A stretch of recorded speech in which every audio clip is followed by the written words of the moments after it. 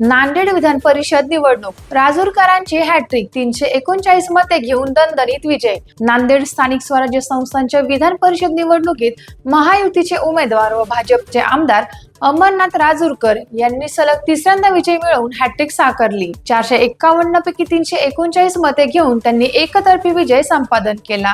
महाविकास आघाडीचे उद्धव ठाकरे गटाचे उमेदवार कृष्णा पाटील आष्टीकर यांना केवळ 84 मते तर वंचित बहुजन आघाडीचे प्रशांत इंगोले यांना 5 मते मिळाली। महायुतीची एकत्रित मते 284 असताना राजूरकरांना 339 मते मिळाली। हे या निवडणुकीचे वैशिष्ट्य ठरले। यामध्ये माजी मुख्यमंत्री खासदार अशोकराव चव्हाण यांची महत्त्वाची भूमिका असल्याचे सांगितले जात आहे।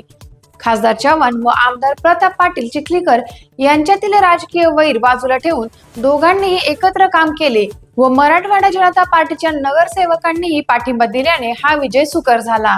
मात्र 23 मते बाद होण्याचे प्रकरण चर्चेचा विषय ठरले। टाइम्स ऑफ महाराष्ट्र साठी नांदेड जिल्हा प्रतिनिधी उत्तम जाधव यांचा रिपोर्ट।